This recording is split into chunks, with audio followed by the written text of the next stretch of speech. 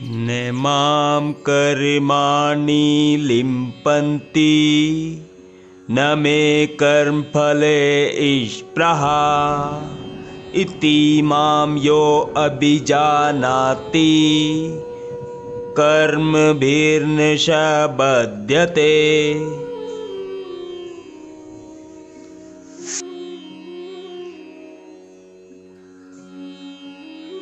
अर्थात भगवान श्री कृष्ण अर्जुन को कहते हैं कि हे अर्जुन, मुझ पर किसी कर्म का प्रभाव नहीं पड़ता, न ही मैं कर्मफल की कामना करता हूँ। जो मेरे संबंध में इस सत्य को जानता है वह भी कर्मों के फल के पाप में नहीं बंधता। तात्पर्य जानेंगे। जिस प्रकार इस भौतिक जगत में संविधान के नियम हैं जो यह बताते हैं कि राजा ने तो दंडनीय है, न ही किसी राज नियमों के अधीन रहता है, उसी तरह यद्यपि भगवान इस भौतिक जगत के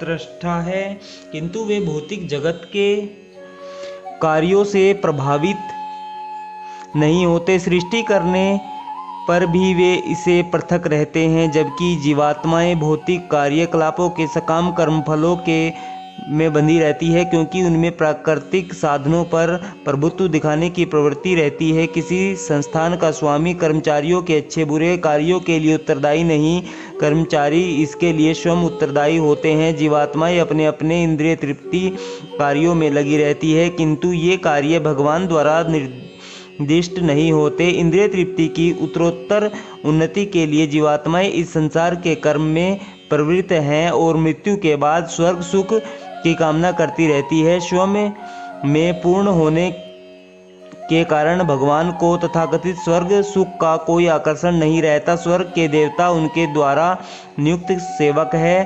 स्वामी कभी भी कर्मचारियों का सा निम्न स्तरीय सुख नहीं चाहता, वह भौतिक क्रिया कलापों से पृथक रहता है। उदाहरणार्थ, पृथ्वी पर उगने वाली विभिन्न वनस्पतियों के उगने के लिए वर्षा उत्तरदायी नहीं है, यद्यपि वर्षा के बिना वनस्पति नहीं उग सकती। वैदिक स्मृति से इस तथ्य की पुष्टि इस प्रकार होती है।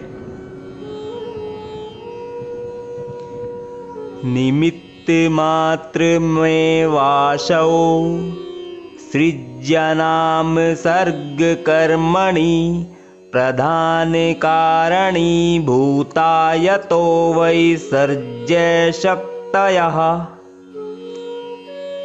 भौतिक सृष्टि के लिए भगवान ही परम कारण है, प्रकृति तो केवल निमित्त कारण है जिससे विराट जगत दृष्टि गोचर होता है। प्राणियों की अनेक जातियां होती है, यथा देवता, मनुष्य तथा निम्न पशु, और ये सब सुबह शुभ कर्मों के फल भोगने को बाध्य है। भगवान उन्हें ऐसे कर्म करने के लिए केवल समुचित सुविधाएं तथा प्रकृति के गुणों के लिए नियम सुलभ कराते हैं, किंतु वे उनके किसी भूत तथा वर्तमान कर्मों के लिए उत्तरदायी नहीं होते। वेदांत सूत्र में पुष्टि हुई है कि वैश्मेनिर्गणेन सापेक्षवाताः।